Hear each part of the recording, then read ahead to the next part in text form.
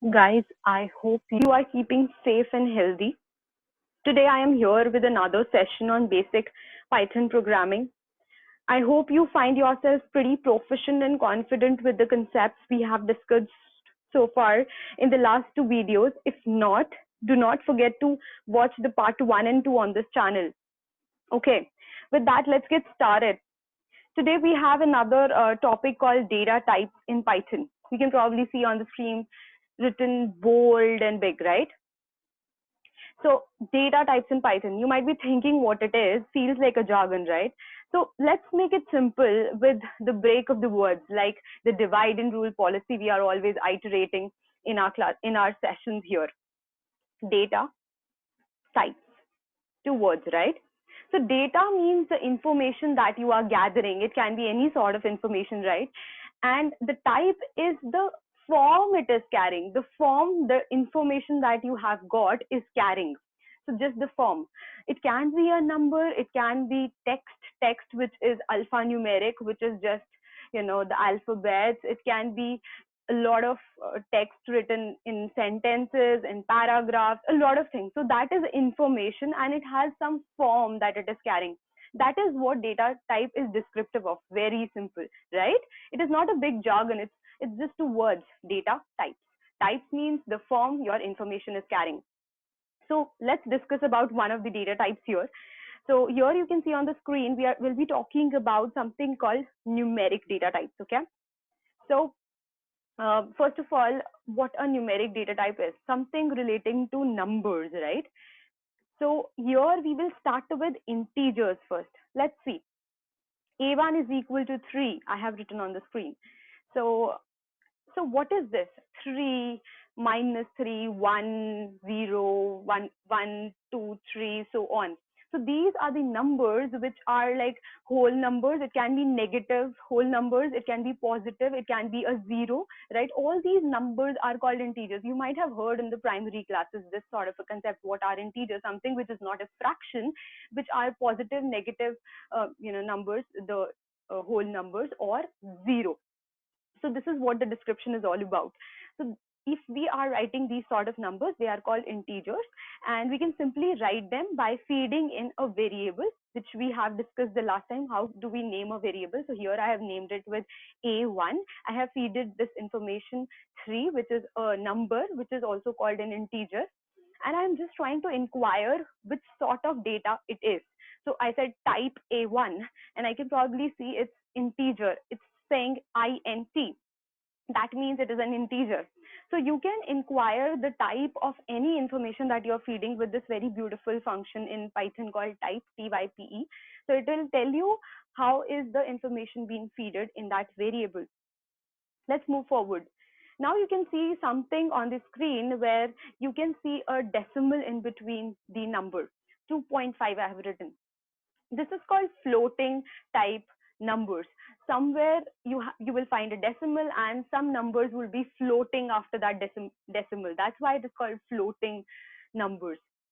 So this sort of variable is called floating. We can obviously inquire its data type by saying type type of A2, and we can probably see this very word called float written in the output, showing that this data type is float. We have something called complex numbers, which you can probably see again. A plus bj, you might have heard in your primary classes, how can we write a complex number? Here I have written something like a plus bj, 2 plus 3j, and if I inquire the type, it's complex. These are called complex numbers. You might be wondering, why am I telling these sort of very fundamental situations to you? Guys, this seems to be pretty simple, because these are the building blocks. When you will be doing complex calculations, when you will be doing complex computations with your loops, when you want to do a lot of computation on your big data that you have in hand these days, you need to require these fundamental concepts also, and have to apply them. So for that, you should be pretty proficient with your building blocks. Therefore I'm telling you all this stuff. And there, in order to know what is the sort of information you have in a column, in a row, in certain sort of block of code, you can just inquire it with the simple command called type. Let's move forward. Now there is something called Boolean data type. Guys, let's divide and rule. Bool means two, Ian means carrying. It's carrying two values, Boolean. So we have this thing called true and false, right or wrong, right? So we have situations. It will rain today. It is a statement I make. What do you think? And I ask someone. The person will say, yes, you are right. It will rain. So he will, assess your statement and will say yes or will say a no.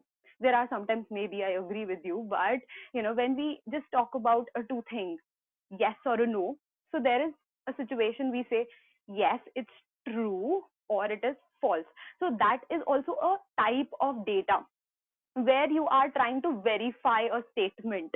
So, for that we have two reserved keywords in Python called true, which starts with a capital T. Guys, mark my words, true with the capital T starting and all the other alphabets small. This is a keyword reserved in Python. You cannot play around with it. You cannot take T to be small alphabet or RUE as capitals. You cannot do that. It's a reserved keyword in Python. You have to take it capital T, small r, small u, and small e.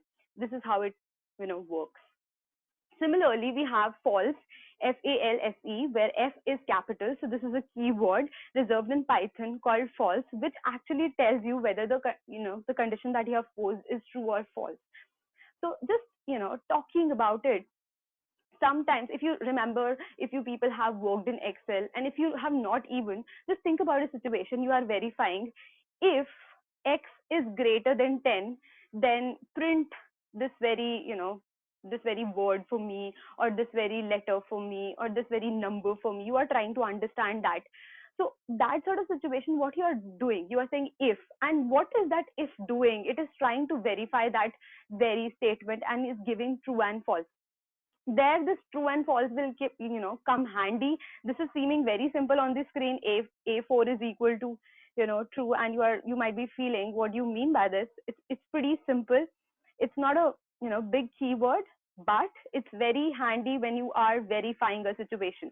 So you will say, if A4 is equal to true, I have just feeded this very keyword in the variable A4, and I'm trying to understand what is the type of it. It is saying bool, BOOL, which means it is a Boolean data type. Similarly, like this. Now, I'll just give you a little case study here. So let's say X is equal to 10, and I say X is greater than, 10. So I say X greater than 10. So it gives me a false, right? So what have I done here?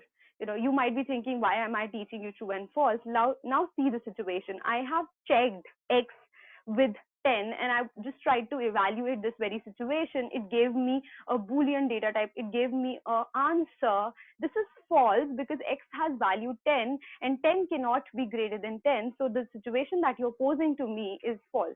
So these sort of situations help you understand the concepts and build around with big complex rules that you want to in your industries or sort some situations. So this is pretty handy, and I hope you understood it well. Let's move forward. Now, guys, the thing that I'm going to tell you now is very interesting, and you might be stuck to understand that there is a big difference between something called equal to and double equal to. Can you see this on the screen here? Like where var is equal to 1 and var is equal to 2. So what do you mean by equal and double equal? Let's try to understand that. Guys, you might have heard about the situation assignment or equality. So equality is something different and assignment is something different. So you say that, let me assign. So you are visiting some big national park, and now in the situation of COVID, you might be understanding that there is a social distancing required, and after some time you cannot keep sitting at home, and you cannot keep doing all the things by home. You have to move a little out, but you have to keep the social distancing in place, right? So maybe there are some situations that you are assigned a number that after this you assigned a number or some time. So assignment is basically you are given something and you have to accept it. So just look on the screen. I said var is equal to 1. I'm trying to feed this value 1 in variable var. That means when I will inquire what is its value, it will be 1. But I'm not asking whether the value which is fed in var is equal to 1 or not. To understand that, I will do this very operation. Var is equal to 2. So what does that do? So this equal to shows the equality. It tries to evaluate and gives me a Boolean value. I said, is variable, the var, the one which I have named as var, is equal to 10?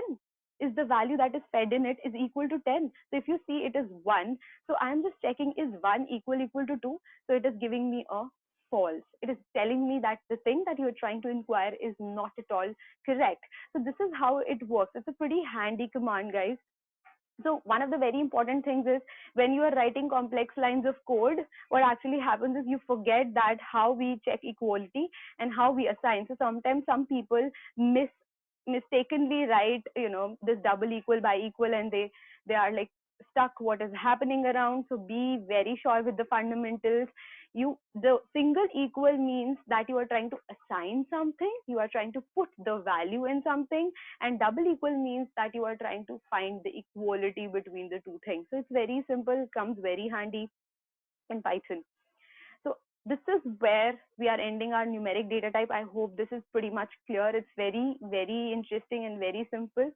Seems like very simple here, but when we'll be moving on to complex loops, the for loops, the while loops, this will be something which will be required at every step. So please keep it pretty, clear in your mind. Let's move forward. So now we'll be talking about something called strings. As the name suggests, it will be some sort of text somewhere where there'll be a lot of characters grouped together. There can be special characters within the text that you are writing. It can be, just alphabets. It can be, question mark, anything. So all the special characters can be there. All the alphanumeric, text can be there. Just text with alphabets can be there.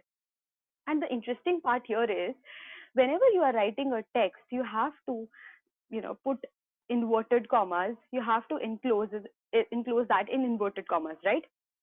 As you can see on the screen, right? Okay. So you can also do it with double inverted and triple inverted. Now the question comes, guys, we are Indians, right? We want to save time and we want to do less work. That's pretty much true. We are smart people who believe in working the things efficiently, not putting more time in the things which doesn't require it. So for that, just look at it. We said, hope you are doing fine, and I have put it in single inverted, and I can see that this is working perfectly fine for me, and the type is string. If this works, why would I put an effort to, take shift and the inverted comma to put this double inverted? That would be a thought that would be striking you, and for sure would be striking you. So for that, just think about a situation that, on Amazon, you want to put a comment and you want to say this. Just look at it. You want to say, I am doing, so you just want to say, I am not liking this product, right? You are saying that, or you are saying, I am loving this product. I just don't want to be a negative reviewer. Okay, I'm loving it. I'm loving the product. Okay, and I put it in inverted commas. What can you see on the screen? If you see the way the hope you are doing well is read here, I is read perfectly fine, but the other part is not. If I try to run it, I am getting a syntax error. That means it is not able to read this perfectly fine. What is the problem here, guys? Let's understand that. So the point is, as you have to enclose it in inverted commas, and here there is an apostrophe which is coming in between. It is not able to read the whole sentence. It is just able to read this much. So for that, we have this double inverted enhance, right? So guys, I have seen people ask, I have asked people and I've seen people asking that, I have asked people, why do we use double inverted when single inverted can do the work? They just say that, Python has provided us such a syntax. It's not that it has provided us. There is some Y factor behind it.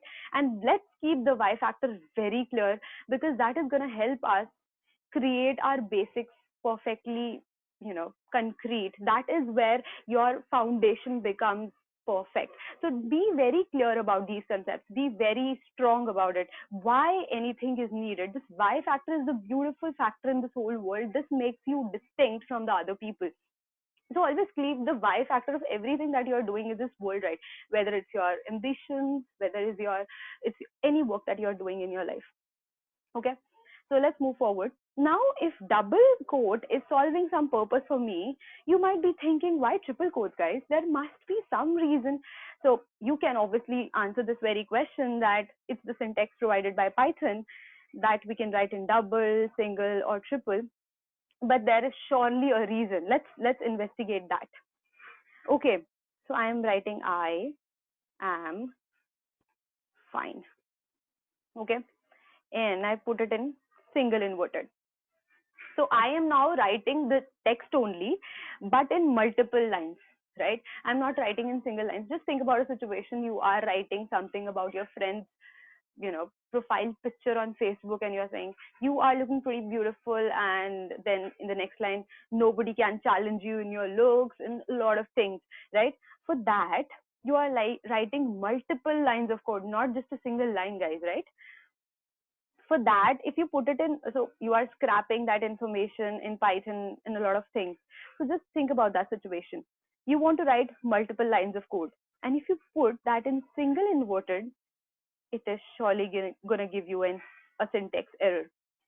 So you said, let's try the double inverted. Okay. Oh, it's still giving a syntax error. It is not able to read that way. So you require something interesting, right?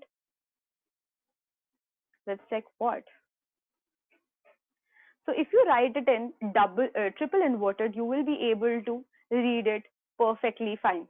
Okay, let me write something for you to make it a bit more understandable, and then I know what your curiosity is talking about. What is this written? I'll explain that. But now you can see that you can read I am fine in all the three lines which you have written, and you cannot do this with single inverted, double inverted, or triple inverted. So you have to do it with triple inverted. So guys, everything has a reason. I have not written the same text in all the, I have written the same text in all the three codes, but there is a reason why these codes are provided. Python has done it very smartly and efficiently so that you can do your work right. I hope this is clear to you. Now the very important thing that might be striking your curiosity, I know that is, when I just ran this command without the print, it was showing something like this, right? So if you understand what is written here, it means I, and this very piece shows me next line. It shows that I, then there is a next line, then M is written, then there is a next line, and fine. So output gives me what this command is all about, but print gives me how does this look, as we have already discussed in the very first class. So if I want to know how does it look, I would say print it. But if I just want to get the output, which actually means I is there, then there is a next line in which M is written, then there is a next line in which fine is written. If I want to know this, I will just, give the input and will get the output in this very manner. So it's pretty handy. I hope you have understood this very basic concept well. And if you have not, please review this very, concept again, this very part of the video again. And I'm pretty sure that you will be able to understand each and every concept like truly, truly well. Okay. So guys, this was about the codes. Let's move forward. Okay. Now guys, like suppose that you have written a number but in a form of a string. So whenever you're writing a string or a text, you always enclose it in inverted commas. You can write 1 in inverted comma, it becomes a string 1. If you write 2 in inverted commas, it becomes a string 2. Try to print it, it will tell you string, right? Now just sum this up. So when you sum 1 and 2, you should get 3. But when you sum A1 and B1, you get 1, 2 in a string form concatenated together, just written together. What do you mean by that? So guys, when you are taking string 1 as a string and 2 as a string, it's not about summing the two numbers, it's about putting the two strings together, just joining them together, and that's what it is doing. So if you want to sum it up, you have to keep it in number form and have not to provide this strings here. You have to just write a1. So I'll say a is equal to 1, b is equal to 1, and I'll say a plus b. I'll just keep it 2, keep it simple. Okay, so you can just see it's 3 because you have not put inverted commas here. It's not a string, but if you're putting a string, it's a string data type, it's a text. So if you will sum it up, this plus will act as a joining operator, a concatenating operator, something which will put the two strings together, और इसमें वो आपको sum करके दे देगा. So it's a very very thin line difference, guys. Understand it. This is a string, this is a number. Okay, now a very interesting analogy comes in hand. अब बहुत ही interesting बात दिमाग में आ रही होगी आप लोगों के कि क्या होता है ना, कभी कभी ना आपको सिर्फ एक ही नंबर फीड नहीं करना होता है. लाइक हमने बोला a is equal to 1. Suppose मुझे एक टाइम पे बड़े सारे नंबर मिल गए 1 2 3 4 5 6 7 8. तो आप क्या करोगे, क्या आप 10 वेरिएबल्स बनाओगे, उसमें एक एक नंबर फीड करोगे. Like a is equal to 1, b is equal to 2, c is equal to 3, d is equal to 4. 26 alphabets होते हैं, 26 नंबर्स होंगे तो चलो फीड भी कर लेंगे. फिर उसके बाद पता नहीं कितने कॉम्बिनेशन बनाने पड़ेंगे और पता नहीं क्या क्या करना पड़ेगा. इतने सारे वेरिएबल्स बनाएंगे, कितना कॉम्पिटिशनली हाई हो जाएगा ना, बहुत सारा मैनुअल एफर्ट भी लगेगा. तो इसके लिए कुछ कर सकते हैं क्या? ऐसा थॉट आ रहा होगा आप सब लोगों के दिमाग में. एंड इफ आ रहा है तो bang on guys, you are thinking in a very right direction. तो उसके लिए हमारे पास एक बहुत ही इंटरेस्टिंग चीज है अभी, उसे हम बोलते हैं लिस्ट. हम समझते हैं ये लिस्ट क्या होती है, ठीक है. So what is a list? So list एक हेट्रोजीनियस कलेक्शन ऑफ एलिमेंट्स होती है. Think about a situation. आप ग्रोसरी लेने जाते होगे ना मार्केट में, नहीं जाते तो कुछ सामान लेने तो जाते ही होगे. कभी कभी आपकी लिस्ट में लिखा होता है, आपने सोचा है कि वीकेंड पे I want to do shopping. अभी की बात नहीं कर रही हूँ obviously, this time you have to keep in the lockdown guys. Do not do this mistake of roaming around and do not maintain the social distancing. Do not do that. I'm just saying, in the normal situation, when this was not the scenario, आप weekends पे सोचते होगे that you have to buy clothes, you have to buy groceries, you have to buy some electronic items, and you have put it in a list. तो आपकी list में ऐसा तो नहीं है कि सारे क्लोथ्स ही हैं, सारी ग्रोसरी ही है, बहुत सारी डिफरेंट टाइप की चीजें उसमें है. तो उसका मतलब वो एक हेट्रोजीनियस कलेक्शन है, ऐसी कलेक्शन जिसमें डिफरेंट डिफरेंट टाइप की एलिमेंट्स है. So hetero means different. All elements might be different. It can be same also. But ऐसा जरूरी नहीं है कि आपको अपनी लिस्ट में सारे सेम ही एलिमेंट्स लिखने हैं. आप क्लोथ्स भी डाल सकते हो, इलेक्ट्रॉनिक्स भी डाल सकते हो, ग्रोसरी भी डाल सकते हो, स्टेशनरी भी डाल सकते हो, कुछ भी डाल सकते हो.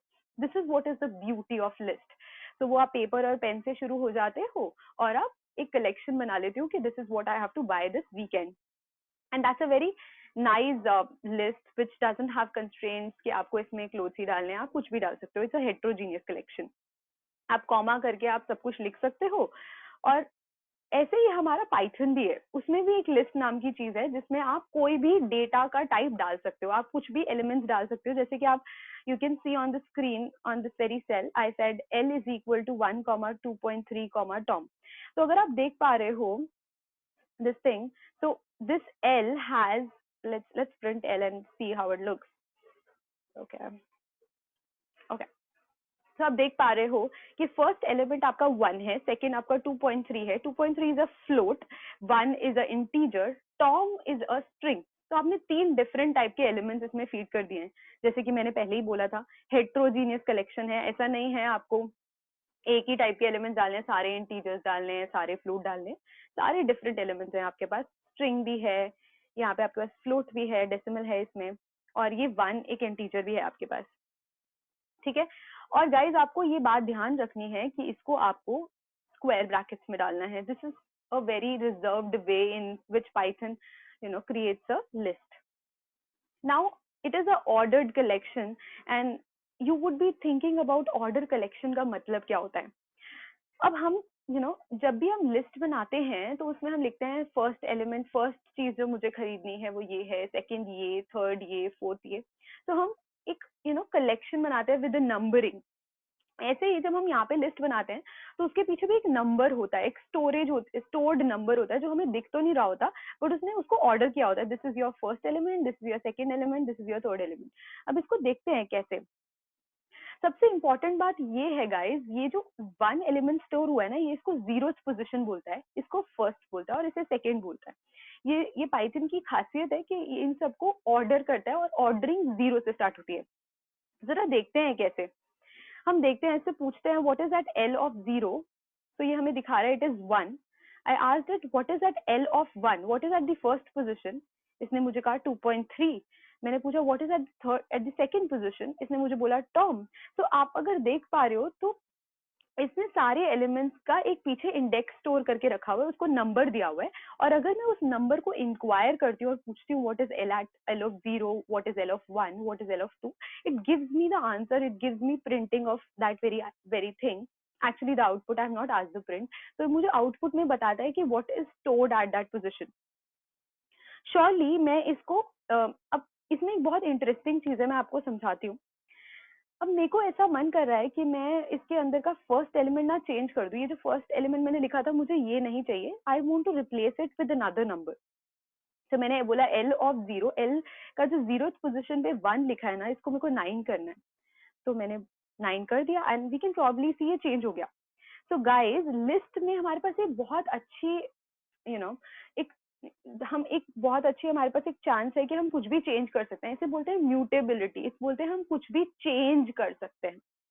तो लिस्ट हमें ये सारा लेवरेज देता है, ये हमारा हमें फ्रीडम देता है कि हम उसमें कुछ भी चेंज कर सकते हैं, इसे म्यूटेबिलिटी बोलते हैं। ये कंसेप्ट हम बहुत ब्रॉडली समझेंगे, what is mutability, what is immutability.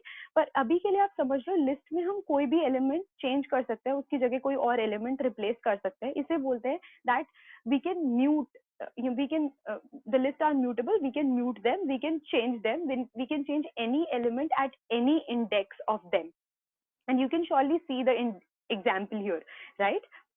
ये आप देख ही रहे हो, ठीक है।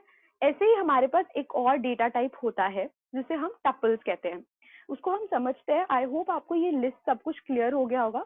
आपको सबसे इंपॉर्टेंट बात ये ध्यान में रखनी है कि आप जब भी लिस्ट लिख रहे हो, ये स्क्वायर ब्रैकेट्स में होना चाहिए।